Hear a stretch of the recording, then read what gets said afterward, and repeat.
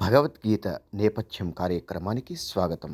శ్రీ శోభకృతనామ సంవత్సరం దక్షిణాయనం హేమంత ఋతువు మార్గశిర మాసం శుక్లపక్షం దశమి తిథి అశ్వనీ నక్షత్రం శుక్రవారం. కొందరు ఈరోజు మరికొందరు రేపు ముక్కోటి ఏకాదశిని ఆచరిస్తారు.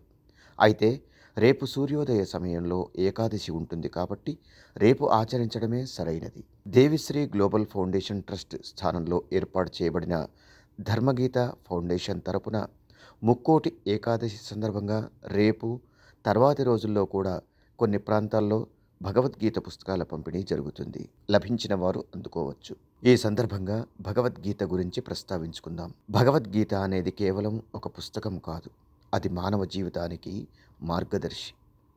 పరీక్షిన్ మహారాజు జన్మిస్తూనే కలియుగం ప్రారంభమైంది. ధరిత్రిపై అసురులు లేకుండా చేసేందుకే శ్రీకృష్ణ పరమాత్ముడు అర్జునుడికి 18 రోజుల పాటు గీతోపదేశం చేశాడు. మహాభారతానికి జయసంహిత అనే మరో పేరు కూడా ఉంది. భగవద్గీత మహాభారతంలో అంతర్భాగం. భగవద్గీత తాళపత్ర గ్రంథాల్ని 1495వ సంవత్సరంలో బార్డిలిన్ ఆక్స్ఫర్డ్ విశ్వవిద్యాలయం వారు భారతీయ భాషలన్నింటిలోకి అనువదించి ముద్రించారు. అయితే ఈరోజు గీతా జయంతి సందర్భంగా మనమంతా హరే కృష్ణ కృష్ణ కృష్ణ హరే హరే, హరే రామ రామ రామ హరే హరే అని జపించాలి. వాస్తు పరిహారం కార్యక్రమానికి స్వాగతం. దాదాపుగా ప్రతి ఇంట్లోనూ జీరో ఎనర్జీ పాయింట్ ఉంటుంది. ఒకవేళ అక్కడ తెలియక పూజ గదిని ఏర్పాటు చేసుకున్నట్టయితే ఆ కుటుంబ సభ్యులకు దైవ పూజ పట్ల ఏమాత్రం ఆసక్తి కలగదు. అందుకే ఇలాంటి వాస్తు దోషాలు దూరమయ్యేందుకు ఇంట్లో శ్రీవాస్తు యంత్రాన్ని ఏర్పాటు చేసుకోవాలి. దివ్య పూజ కార్యక్రమానికి స్వాగతం.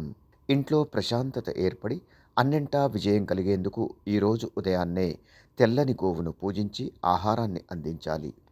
తెల్లని గోవులో లక్ష్మీనారాయణులు నివాసం ఏర్పరచుకుని ఉంటారనేది ఒక విశ్వాసం. అలాగే ఈరోజు శ్రీకృష్ణుడిని పూజించి కృష్ణాష్టకాన్ని పారాయణ చేయాలి. యోగం క్షేమం కార్యక్రమానికి స్వాగతం. భార్యాభర్తల మధ్య సఖ్యతకై ఈరోజు సాయంత్రం లక్ష్మీనారాయణుల ముందు నెయ్యితో 2 దీపాల్ని వెలిగించి పూజించి లక్ష్మీనారాయణ హృదయ స్తోత్రాన్ని పఠించాలి. ఈ స్తోత్రాన్ని పఠించేందుకు వీలు కానివారు ఓం లక్ష్మీనారాయణాయ నమః అని జపించాలి. సర్వే జనా సుఖినో భవంతు. మమ్మల్ని సోషల్ మీడియాలో ఫాలో అవ్వండి. లింక్స్ వీడియో క్రింద డిస్క్రిప్షన్లో పొందుపరిచాము. అలాగే ఓంకారం కార్యక్రమాన్ని జీ తెలుగు ఛానల్లో తప్పక చూడండి. ఇదిగో మీ ముందు కనబడుతోంది, దీని పేరు శ్రీవాస్తు యంత్రం అని.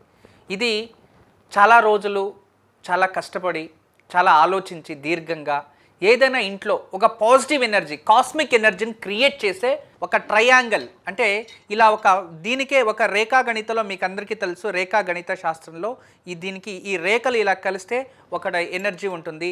తర్వాత ఇలాంటి రేఖ చూసుకోండి, ఇది ఒక రేఖ మనకి ట్రయాంగిల్ షేప్లో ఉంది. చూడండి, ఇదే ట్రయాంగిల్ని ఇలా కలిపితే చూసారా, ఇలా ట్రయాంగిల్ 2 కలిపేస్తే ఒక చక్రంగా మారింది. ఇప్పుడే కానీ వీధిపోటు ఇలాంటిది ఏదైనా ఉన్నప్పుడు ఇక నుండి ఆ వీధిపోటుకి ఆపోజిట్ మనకి ఏదైతే ఉంటుందో కాంపౌండ్ వాల్ కావచ్చు, ఇంటి గోడ కావచ్చు, అది వీధిపోటు అనేది తూర్పు ఉండొచ్చు, లేదు అంటే దక్షిణం ఉండొచ్చు, పరమట ఉండొచ్చు, ఉత్తరం ఉండొచ్చు, ఏ కార్నర్లో అయినా సరే ఆ ఒక వీధిపోటుకి ఆపోజిట్ మనం ఒక ఇంటికి మేక కొట్టి, ఆ కాంపౌండ్ కానీ ఇంటికి కానీ మేక కొట్టి దీన్ని తగిలించాలి. అంతే, దీన్ని తగిలించేస్తే చాలు. ఏ నెగిటివ్ ఎనర్జీ అయినా ఇలా పడి ఈ నెగిటివ్ ఎనర్జీస్ని అలాగే బయట తోసేస్తుంది. ఈ షేప్స్ చూడండి, ఇది 9 ఉంటాయి. 1 2 3 4 5 6 7 8 9 9 ఉంటాయి. ఇవి 9. ఇవి పాజిటివ్ ఎనర్జీని మాత్రం ఇది అట్రాక్ట్ చేసుకుంటుంది, నెగిటివ్ ఎనర్జీని అలాగే బయటికి తోసేస్తుంది. అలా తయారు చేసాం. అందుకే ఇక్కడ 9 విధానంగా 9 చక్రాలు వేసి దీని ఒక విశేషంగా సైంటిఫిక్ పిరమిడ్గా తయారు చేసాము. అందుకే దీన్ని జస్ట్ మన ఇంట్లో మేకు కొట్టి తగిలిస్తే చాలు, ఇంట్లో ఎటువంటి దోషం ఉన్నా దూరం అయిపోతుంది. మీ ఇంట్లో ఎటువంటి వాస్తు దోషం ఉంది అని ఎవరైనా చెప్తే ఇక భయపడకండి. వాస్తు దోషం ఉంది అని ఎవరు చెప్పినా భయపడాల్సిన అవసరం లేదు. వాస్తు దోషం ఉంది అని ఇల్లు ఖాళీ చేసే అవసరం లేదు. వాస్తు దోషం ఉంది అని ఒక కాంపౌండ్ కొట్టేది, దబ్బేయడము, ఇల్లు దబ్బేయడం అలాంటిది అవసరం లేదు.